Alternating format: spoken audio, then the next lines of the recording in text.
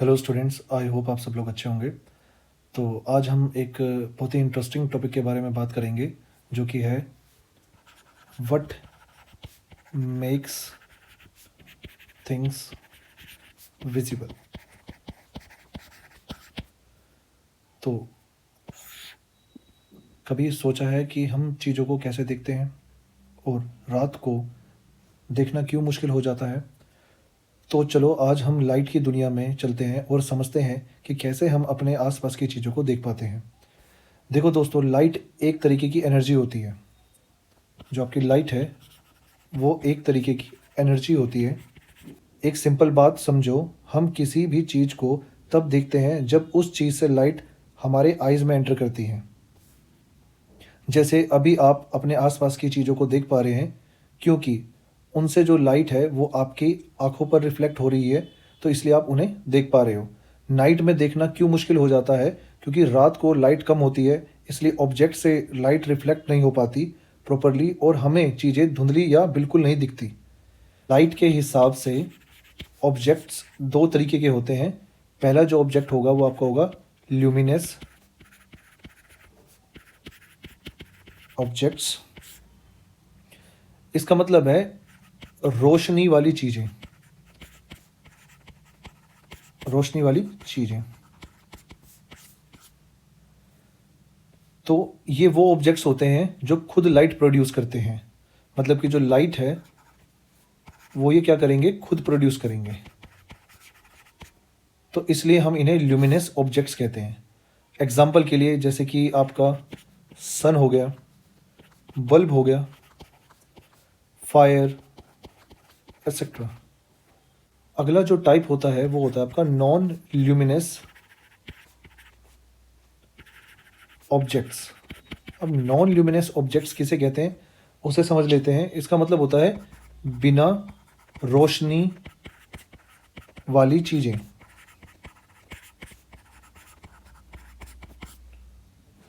ये वो ऑब्जेक्ट होते हैं जो खुद लाइट नहीं बनाते बट दूसरी जगह से आने वाली लाइट को रिफ्लेक्ट करते हैं। तो हम कह सकते हैं ये यूज़ करते हैं ल्यूमिनस ऑब्जेक्ट्स को।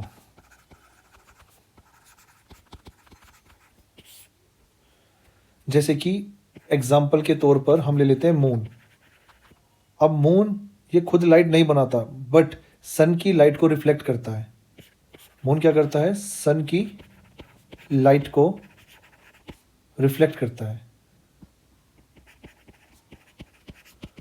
रिफ्लेक्ट करता है। जैसे कुछ और example, trees, table, chair, book. Trees हो गई, टेबल हो गई, चेयर हो गई या बुक हो गई। ये कुछ एग्जाम्पल हैं। ये भी दूसरी ऑब्जेक्ट की लाइट से रिफ्लेक्ट होते हैं। इंटरेस्टिंग फैक्ट ये है, मून ल्यूमिनस नहीं है। बहुत लोग सोचते हैं कि मून की जो लाइट है वो अपनी खुद की होती है, बल्कि ऐसा नहीं है, वो सन की लाइट से रिफ्लेक्ट हो रहा होता है। अब एक एग्जाम्पल से समझने की कोशिश करते हैं। सोचो एक डार्क रूम है, उसमें एक टेबल रखी हुई है। क्या तुम टेबल को देख सकते हो? तो नहीं, क्योंकि लाइट ही नहीं है। अब मैं एक टॉर्च जलाता हूँ। टॉर्च क्या होगा? आपका एक ल्यूमिनस ऑब्जेक्ट होगा। टॉर्च आपका एक ल्यूमिनस ऑब्जेक्ट होगा। टॉर्च की लाइट टेबल पर पड़ती है और जो टेबल है आपका वो नॉन ल्यूमिनस ऑब्जेक्ट है। टेबल उस लाइट को रिफ्लेक्ट करती है और वो रिफ्लेक्टेड लाइट तुम्हारी आइज में जाती है, तब तुम टेबल को देख पाते हो। तो एक सिंपल सा कॉन्सेप्ट है, light source, object, reflection, eyes and at last vision. अब मैं आपको एक वीडियो दिखाता हूँ और इस वीडियो को देखकर आप ये बताना कि इनमें से कौन सा ल्यूमिनस ऑब्जेक्ट है और कौन सा नॉन ल्यूमिनस ऑब्जेक्ट है। ये सारी जो आंसर्स हैं आप लोग कमेंट सेक्शन पर लिखना।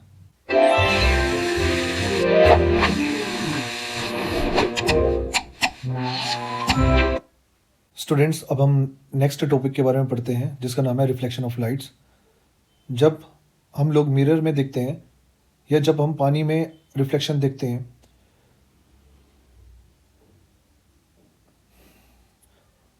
जब तुम मिरर में देखते हो, जब पानी में तुम्हारा रिफ्लेक्शन दिखता है या जब चमकते हुए सरफेस से लाइट बाउंस बैक होती है, ये सब रिफ्लेक्शन की वजह से होता है। तो आज हम समझेंगे कि रिफ्लेक्शन होता कैसे है और इसके इम्पोर्टेंट लॉज क्या होते हैं। तो चलो शुरू करते हैं। पहले कुछ इंपॉर्टेंट टर्म्स को समझते हैं जो रिफ्लेक्शन में यूज़ होते हैं। सबसे पहला है आपका इंसिडेंट रे। ये वो लाइट रेज हैं जो मिरर पर फॉल करती हैं, मतलब जो रेज ऑब्जेक्ट से निकलकर मिरर की तरफ जा रही हैं। यानी कि अगर यहाँ पर कोई ऑब्जेक्ट है, यहाँ से निकलकर मिरर की तरफ जाने वाली रेज को हम क्या कहते हैं? इंसिडेंट रे कहते हैं। एग्जाम्पल, जब टॉर्च की लाइट मिरर पर पड़ती है वो इंसिडेंट रे कहलाती है। अगली टर्म है पॉइंट ऑफ इंसिडेंस। वो एग्जैक्ट पॉइंट जहाँ इंसिडेंट रे मिरर को टच करती है। तो यहाँ पर मिरर को टच कर रही है ये जो ब्लू डॉट है, मिरर की सरफेस पर वो स्पेसिफिक जगह, इसको हम पॉइंट ऑफ इंसिडेंस कहते हैं। अगला है रिफ्लेक्टेड रे। जब लाइट मिरर से बाउंस बैक होती है वो रे रिफ्लेक्टेड रे कहलाती है। यानी कि इस पॉइंट ऑफ इंसिडेंस से जब रे रिफ्लेक्ट बैक होती है तो इसे हम रिफ्लेक्टेड रे कह देते हैं। नॉर्मल रे जो है आपके मिरर पर 90 डिग्री का एंगल बनाती है या परपेंडिकुलर होती है। इस लाइन को हम एंगल मेजर करने के लिए रेफरेंस के तौर पर यूज़ करते हैं।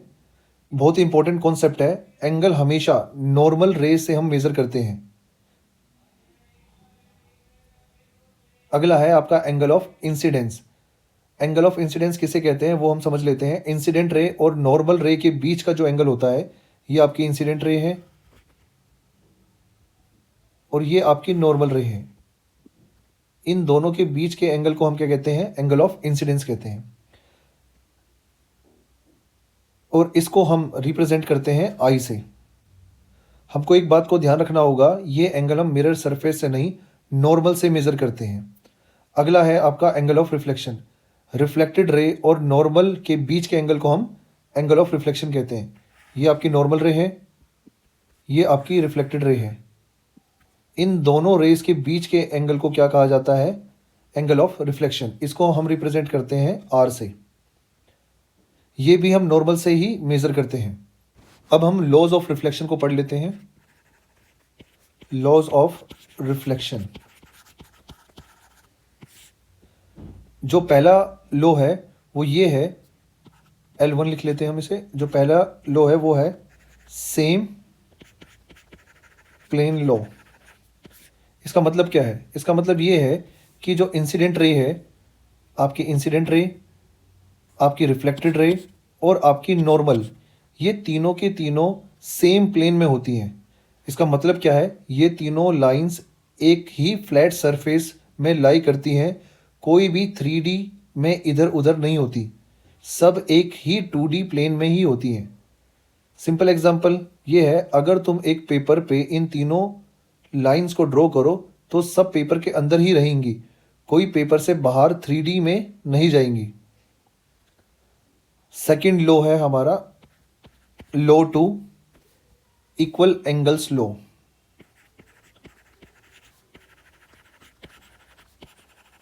इसका मतलब क्या है कि आपका जो एंगल ऑफ इंसिडेंस है, यानी कि ये वाला एंगल, और एंगल ऑफ रिफ्लेक्शन ये वाला एंगल, ये दोनों हमेशा इक्वल रहते हैं। यानी कि angle I equals to angle R, angle of reflection equals to angle of incidence. तो इसका मतलब क्या है?